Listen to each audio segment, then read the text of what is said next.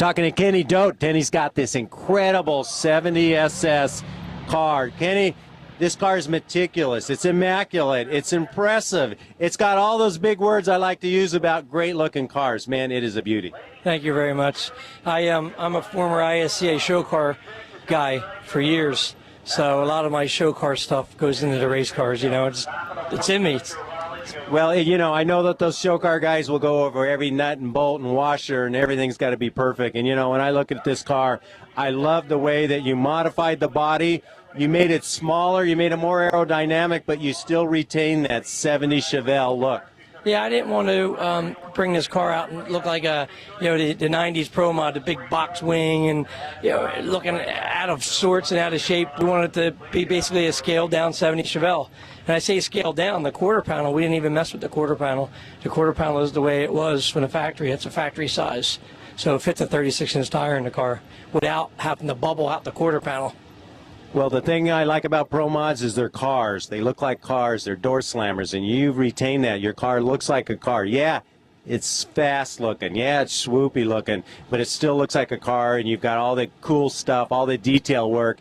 Now let's talk motors. A lot of motor there. Yeah, it's an Audis 526 screw blower, and it made around 3,400 on a dyno, and it actually hurt the dyno. They actually had to repair the dyno.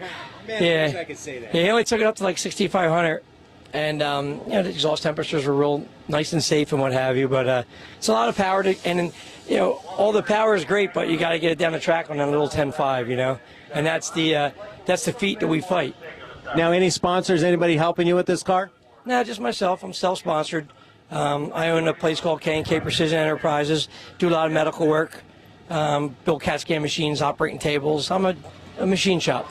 You want to plug the chassis shop that worked on the car? The chassis shop's my shop. It's K&K Advanced Door Car. I started a chassis shop when Vanishing Point Race Cars had closed up. I hired a couple of guys. One of the guys was actually racing my other car. And we got together, and I had just happened to buy a new building.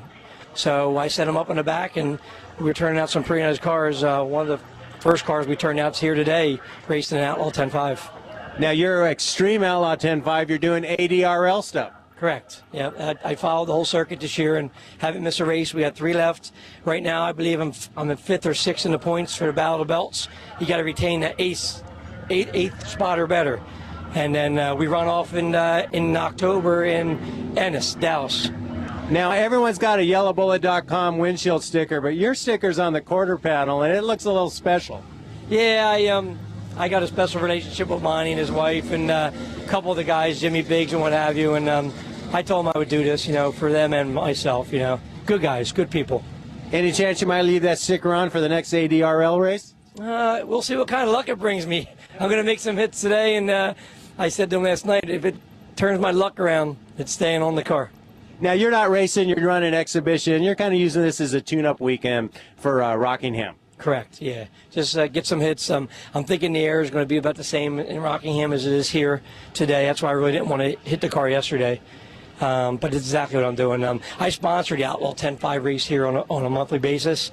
So when we sold our Outlaw 10.5 car recently, they had asked me if I wanted to bring this out and make some hits. And I jumped all over it because, laps. Seat time, man. That's the secret to success, right?